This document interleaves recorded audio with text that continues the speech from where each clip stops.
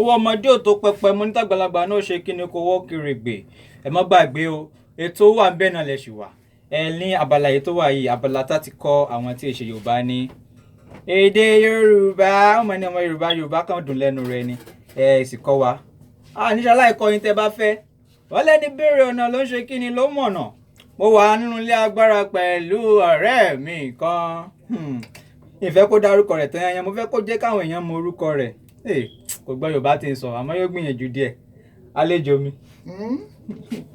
mo kí ni. kí lórúkọ rẹ.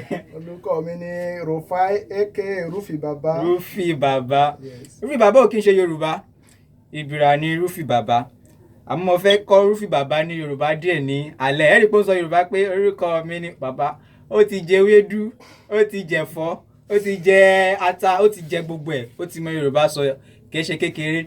Rufi Baba ṣáájú kí n tó kọ́ ní Yorùbá lálẹ́ iná ọmọlúwo ni you are from which state? I'm from Kogi State. Kogi State, wow. Pàtì Kogi wo? Kogi Central. Okay, Kogi Central. Ó túmọ̀ sí pé in Kogi State ara àwọn tó jẹ́ Ìbìrà ara àwọn tó jẹ́ Yorùbá àbí? Anigala. Anigala. Wà á ti mọ gbọ́ Yorùbá díẹ̀ díẹ̀ àbí náà? Okun not Yorùbá. Okun Okun but they speak Yorùbá àbí? No wahala. I go teach you small thing. Fún ẹ̀yin tí ẹ wà nílé tí ẹ fẹ́ kọ́ Yorùbá díẹ̀ àbí ẹ̀yin tí ẹ wò pé aláìkè tó wà ń bẹ̀ ó ṣe ẹ̀ka ọmọ ọkọ wa ní Yorùbá lẹ́ẹ̀kọ̀ọ̀kan òun náà la fẹ́ kọ́ yín. Nǹkan tí mo fẹ́ kọ́ Rufai lálẹ́ yìí àkọ́kọ́ mo rí ẹ pé tẹ̀lé mi say it after me mo rí ẹ. Mo rí ẹ. Mo rí ẹ. Mo rí ẹ.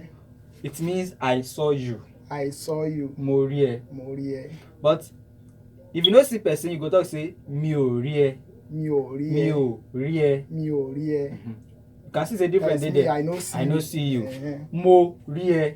I saw you. Mi ò rí ẹ. I did not see you. O rí pé yàtọ̀ wà ń bẹ̀. Yes.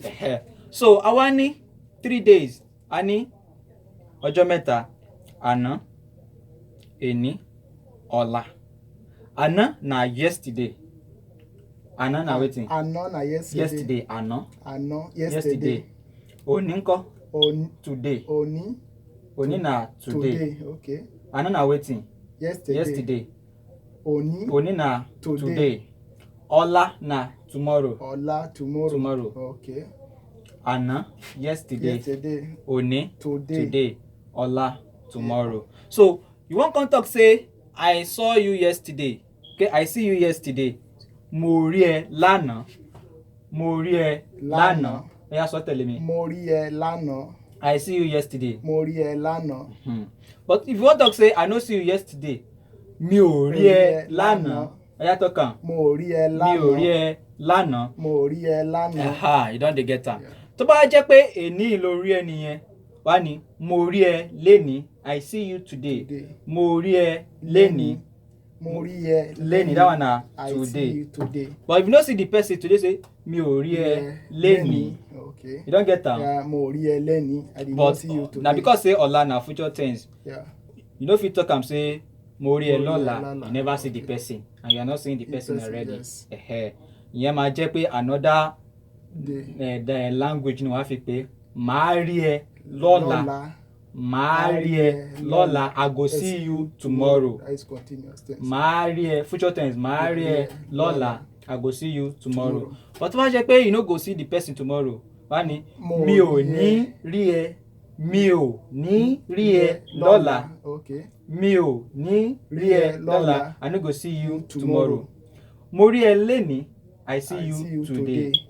Mo rí ẹ lánàá. I saw you yesterday. Mi ò rí ẹ lénìí. I did not see you today. I did not see you today. If na yesterday, mi ò rí ẹ lánàá. I did not see you yesterday. But if na for future, say na tomorrow, màá rí ẹ lọ́la. I will now ask you 2 questions. All right. If you wan talk say I go see you tomorrow, wetin you go talk? Màá rí ẹ lọ́la. Wàá ṣe kí ni? Màá rí ẹ lọ́la. Ẹ̀yin tí ẹ bá wà nílé tẹ́ bá ń gbọ́ wa orí ìkànnì ẹ̀sán àti ẹ̀ta tó ní ìmọ̀ sí tó péjọpọ̀ 93.7 Wazobia FM tó kalẹ̀ sí lóní channel ẹlẹ́wà.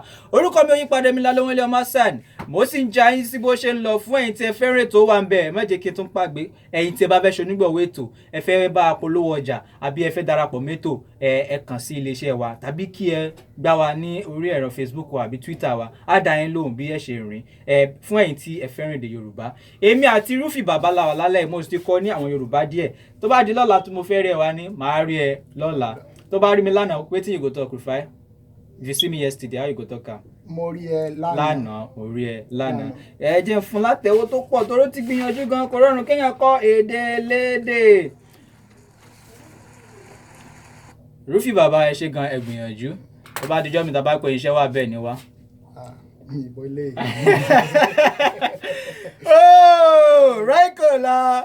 Okay now.